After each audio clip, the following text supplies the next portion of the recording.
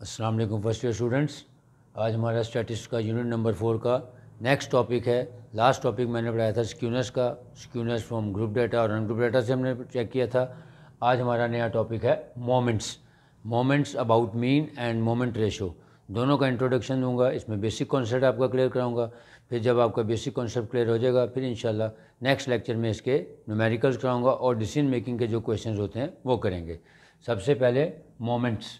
तो मोमेंट्स क्या है? मोमेंट्स भी इसी तरह एक स्टैटिस्टिकल टेक्निक्स है जिसमें हमने देखा क्वार्टाइल डेविएशन यानी मेजर्स ऑफ डिस्पर्शन में हमने डिफरेंट किस्म की चीज़ें देखी थी। इसको भी हम जब एडवांस लेवल पे रिसर्च स्टडीज़ में जाते हैं तो वहाँ पे भी मोमेंट्स अबाउट मीन और मोमेंट्स अबाउट ज़ीरो वगैरह का कॉन्सेप्ट आता है। तो सिंपल वर्ड्स में मोमेंट्स अबाउट मीन का मतलब है कि deviation from mean raise to the power r. यानी अगर हमारे पास ये जनरल फार्मूला बना रहे हैं हम कि मोमेंट्स अबाउट मीन को अगर हम एम से डिनोट करें और तो उसको हम लिखेंगे एम बेस में लिखेंगे r is equal to summation x minus x bar whole raise to the power r divided by n. ये इसका जनरल फार्मूला है कि इसका मतलब क्या है कि जो भी आपको डाटा गिवन होगा, एक्स की वैल्यूज़ गिवन होगी, वहाँ से आप पहले उसका मीन निकालेंगे, फिर summation x minus x bar का कॉलम बनेगा और फिर उसकी पावर आर ले लेंगे। और आर की वैल्यू जो है वो डिफरेंट हो सकती है 1 2 3 4 एंड सो ऑन। लेकिन बुक्स में या स्टडीज़ में जो स्टैटिस्टिक्स में नॉर्मली यूज़ होते हैं वो first 4 moments about mean use होते हैं। तो इसीलिए हम आर की वैल्यू अगर 1 2 3 4 पुट कर देंगे तो ये फर्स्ट 4 मोमेंट्स अबाउट मीन बन जाएंगे। तो फर्स्ट 4 मोमेंट्स अबाउट मीन के लिए इसी जनरल फार्मूला में आर की जगह हम 1 2 3 4 पुट कर देंगे तो इसको हम डिफाइन कर सकते हैं। So m1 is equal to summation x minus x bar over n, m2 is equal to summation x minus x bar का whole square divided by n। Similarly m3 is equal to summation x minus x bar whole raise to the power 3 divided by n। m4 is equal to summation x minus x bar whole raise to the power 4 divided by n। यानी first 4 moments about mean निकालेंगे तो जो general formula हमने बनाया है m r is equal to summation x minus x bar whole raise to the power r over n. तो आर की वैल्यू यहाँ पे 1 2 3 4 पुट कर देंगे तो फर्स्ट 4 मोमेंट्स अबाउट मीन हमारे पास आ जाएंगे। अब फर्स्ट 4 मोमेंट्स अबाउट मीन ये मैंने आपके सामने अनग्रुप डाटा का फार्मूला लिखा है। अगर ये ग्रुप डाटा हो जाएगा तो आपको पता है कि ग्रुप डाटा में एन को हम रिप्लेस कर देंगे समेशन एफ से और ये फार्मूला बन जाएंगे। यानी m1 हो जाएगा summation f into x minus x bar over summation f, फिर m2 हो जाएगा summation x minus x bar whole square divided by summation f, फिर m3 हो जाएगा summation f into x minus x bar whole raise to the power 3 over summation f। यानी अगर आपको ungroup data का कॉन्सेप्ट क्लियर हो जाए तो जस्ट उसमें फ्रीक्वेंसी के साथ उसका प्रोडक्ट ले लेंगे और समेशन f से डिवाइड कर देंगे तो वो ग्रुप डाटा के फार्मूलाज बन जाएंगे। अब x बार क्या है? क्योंकि अनग्रुप डाटा है तो x बार में summation x bar is equal to summation x over n. यानी जो भी गिवन डाटा होगा सबसे पहले हम उसका मीन निकालेंगे समेशन एक्स ओवर एन के नाम से। जब समेशन एक्स ओवर एन की वैल्यूज़ यानी एक्स बार की वैल्यूज़ आ जाएंगी तो इन फार्मूलाज के मुताबिक हम summation x minus x bar, फिर एक्स माइनस एक्स बार का होल स्क्वायर, फिर एक्स माइनस एक्स बार का होल क्यूब और फिर x minus x bar whole to the power 4, यानी ये 4 कॉलम्स बनाएंगे, उनके टोटल लेंगे, वैल्यूज़ पुट कर देंगे तो हमारे पास मोमेंट्स अबाउट मीन आ जाएंगे फ्रॉम अनग्रुप डाटा। इंपॉर्टेंट का मतलब क्या है कि m1, m2, m3 और m4 जो 4 मोमेंट्स अबाउट मीन है उसमें एक ख़ास टिपिकल चीज़ है, यानी जो फर्स्ट मोमेंट अबाउट मीन होता है उसका आंसर हमेशा 0 होगा और जो सेकंड मोमेंट अबाउट मीन जो होता है वो हमेशा वेरिएंस के इक्वल होता है। क्यों? ये मैं इसकी लॉजिक लिख रहा हूँ। आपने प्रॉपर्टीज़ ऑफ मीन पढ़ी थी, उसमें बताया था पहली property the sum of deviation from their mean is always 0। यानी x summation x minus x bar is always equal to 0। It means कि जब हम यहाँ summation x minus x bar की वैल्यू 0 पुट करेंगे तो 0 ओवर n करेंगे तो ये 0 हो जाएगा। इट मीन्स कि जो फर्स्ट मोमेंट अबाउट मीन है उसकी वैल्यू हमेशा 0 होती है, चाहे आप फार्मूला लिखें या ना लिखें। अगर आपको समटाइम ज़रूरत पेश आ जाए तो आप डायरेक्ट भी लिख सकते हैं कि summation x minus x bar is equal to 0 होता है समेशन, लिहाजा फर्स्ट मोमेंट अबाउट मीन की वैल्यू हमेशा 0 होगी। और second moment about mean is always equal to the variance, क्योंकि वेरिएंस का जो आपने बाय डेफिनेशन फार्मूला पढ़ा था वो भी यही था summation x minus x bar का whole square divided by n. तो देखें जो m2 यानी सेकंड मोमेंट अबाउट मीन का फार्मूला है वो भी यही है summation x minus x bar का whole square divided by n, which is also the formula of variance. It means कि second moment about mean is always equal to the variance of the data. और ये भी आपको पता है कि जब हम वेरिएंस का स्क्वायर रूट ले लेंगे तो वो हमारी स्टैंडर्ड डेविएशन बन जाती है।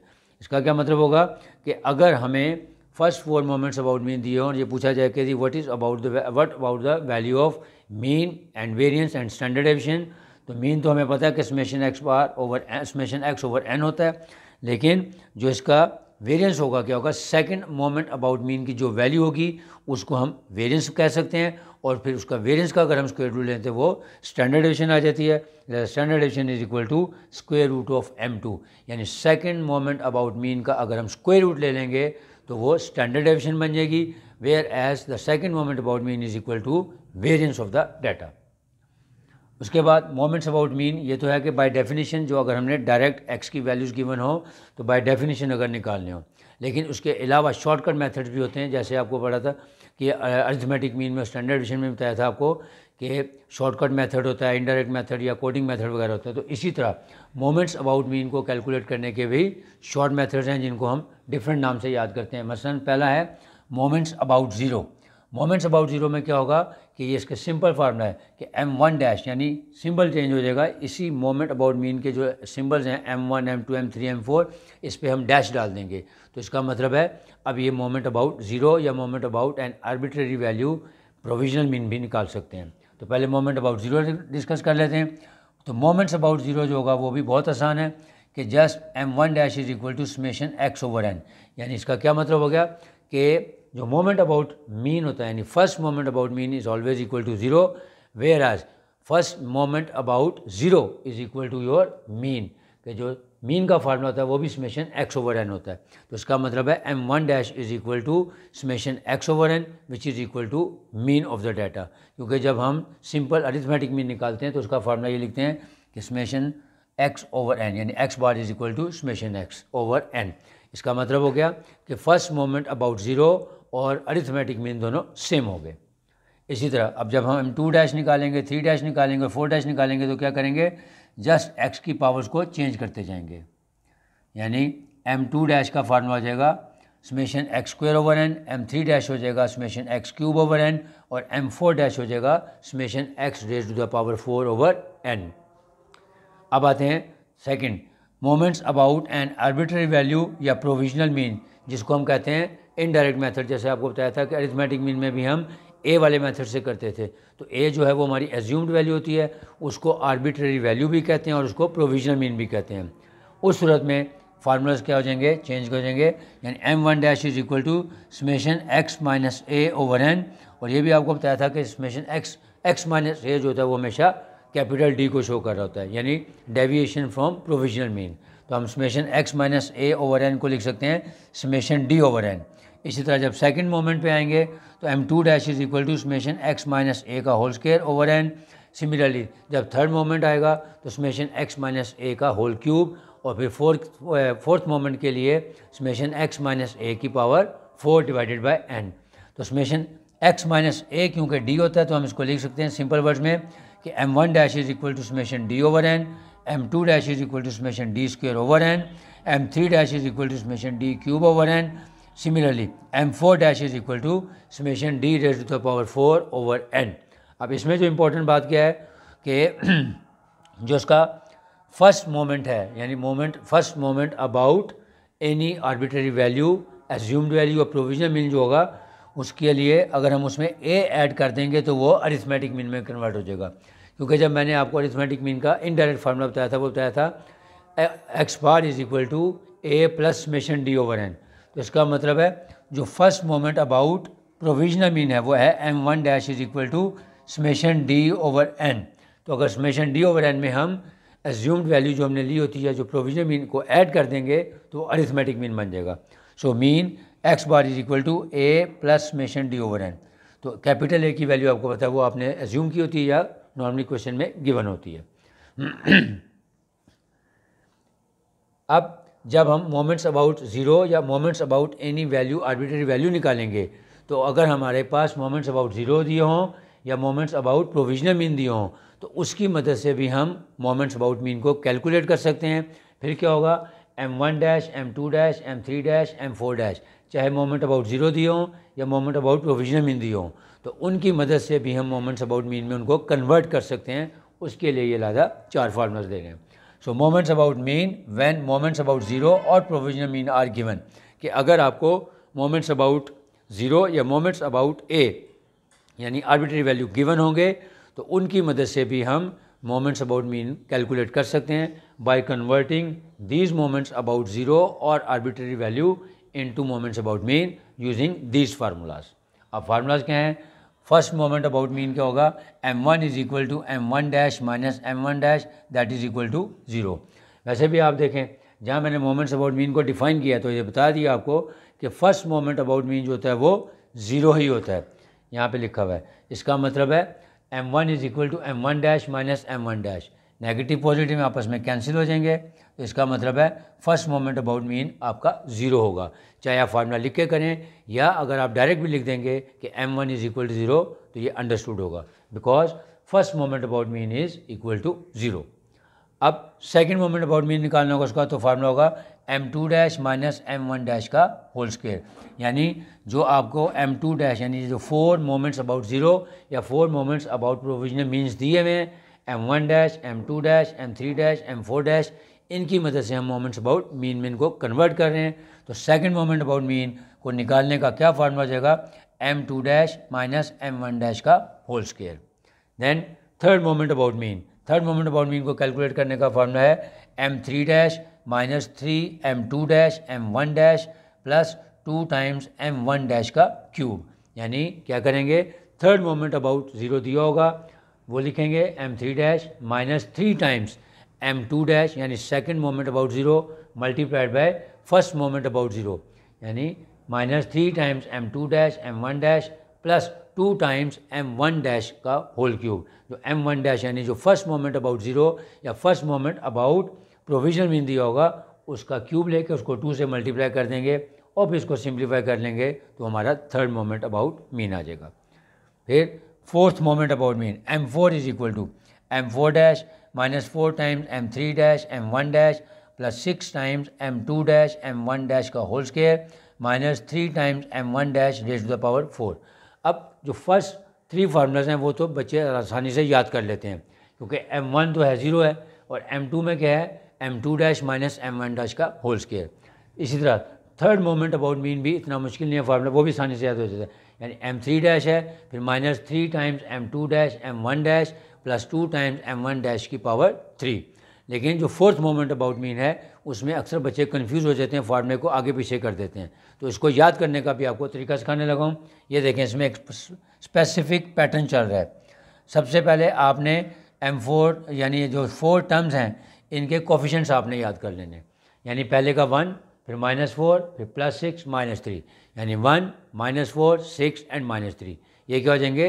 4 कोफिशिएंट्स। इसका मतलब है जो m4 डैश की वैल्यू है उसका कोफिशिएंट 1 है, वो लिखा नहीं जाता, तो लिखेंगे m4 डैश, फिर थोड़े गैप के बाद आप लिखें इसको -4 फिर +6 और फिर थोड़े गैप के बाद -3, यानी पहले आप इसके कोफिशिएंट्स याद कर लें 1 -4 +6 एंड -3। अब उसके बाद देखें यहाँ पे जो फर्स्ट टर्म आ रही है, यानी पहले तो m4 डैश है, अब उसके बाद जब हम सेकंड टर्म में जाएंगे तो 4 की बजाय ये m3 डैश आ गया, फिर m2 डैश आ गया और फिर आगे ख़त्म हो गया, यानी इसको हम यूँ लिख सकते हैं 1 -4 +6 -3 के साथ पहले m4 डैश फिर m3 डैश फिर m2 डैश और फिर चौथे में m2 डैश के बाद ख़त्म हो जाएगा, यानी m1 डैश आपने नहीं लिखना।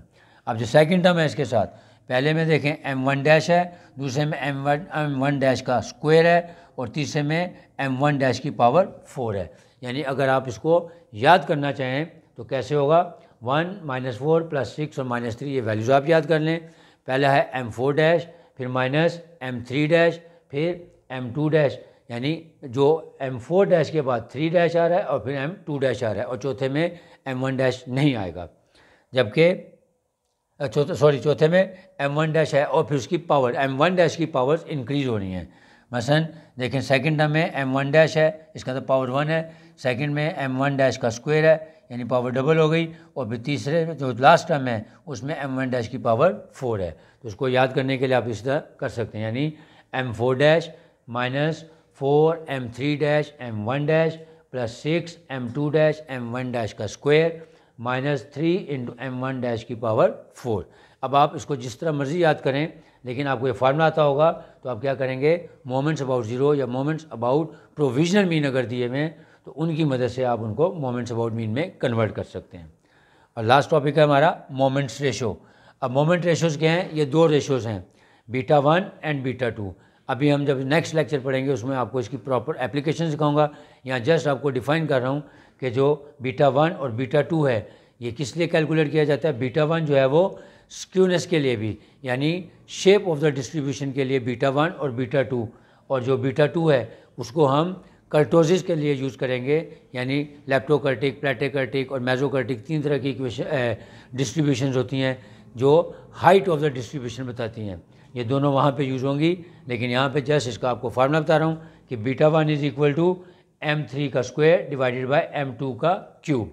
अगर इसको भी आपने याद करना हो कि बाज़ का बच्चे कन्फ्यूज़ हो जाते हैं कि 3 का स्क्वायर लेना है कि 2 का क्यूब लेना है, और न्यूमरेटर में क्या है और डिनोमिनेटर में क्या है, तो इसको याद करने का आसान तरीका क्या है, आप याद रख लें ये क्या है ऊपर 3 की पावर 2, इसका तो आप इसको याद रख सकते हैं कि m32 ओवर m23, यानी 32 का मतलब है 3 का स्क्वायर और 23 का मतलब है 2 का क्यूब। या दूसरा तरीका इसको क्या है कि m क्यूब का स्क्वायर ले लें और m2 का क्यूब ले लें, उसकी रेशो ले लें, यानी थर्ड मोमेंट अबाउट मीन का square divided by second moment about mean का क्यूब, इन दोनों की रेशो लेंगे तो ये बीटा 1 आ जाएगा। फिर आपको नेक्स्ट लेक्चर में बताऊंगा कि बीटा 1 कहाँ यूज़ होता है, इसकी वैल्यू 0 हो तो उसका क्या मतलब है, लेस देन 0 हो या ग्रेटर देन 0 तो उसका क्या मतलब होता है। सिमिलरली बीटा 2 को याद करने का फार्मूला है m4 डिवाइडेड बाय m2 का स्क्वायर, यानी आप इसको यूँ याद कर सकते हैं m4 डिवाइडेड बाय m22, 22 का मतलब क्या है 2 का स्क्वायर। जो भी आपने इसको तरीका इस्तेमाल करना है याद करने के लिए आप कर सकते हैं, लेकिन बीटा 1 का फार्मूला क्या है m क्यूब का स्क्वायर डिवाइडेड बाय m2 का क्यूब, और बीटा 2 का फार्मूला है m4 डिवाइडेड बाय m2 का स्क्वायर। तो आज मैंने आपको मोमेंट्स और मोमेंट्स अबाउट मीन, और फिर मोमेंट्स अबाउट ज़ीरो और मोमेंट्स अबाउट प्रोविजनल मीन, और फिर मोमेंट्स अबाउट ज़ीरो और मोमेंट्स अबाउट प्रोविजनल मीन को कन्वर्ट करने का तरीका भी बता दिया, जिसको हम कहते हैं मोमेंट्स अबाउट मीन में किस तरह से हम कन्वर्ट कर सकते हैं अगर हमारे पास मोमेंट्स अबाउट ज़ीरो या moments about provisional mean the हों, तो उसको कन्वर्ट करने का भी तरीका बता दिया, और मोमेंट रेशो को भी डिफाइन कर दिया कि बीटा 1 और बीटा 2 क्या चीज़ हैं। अब इनको कैलकुलेट कैसे करना है, इसके न्यूमेरिकल्स कैसे सॉल्व करने हैं, डिसीजन मेकिंग कैसे करनी है, इंशाल्लाह ये सब कुछ आने वाले लेक्चर्स में आपको बताऊंगा। तब तक के लिए अल्लाह हाफ़िज़।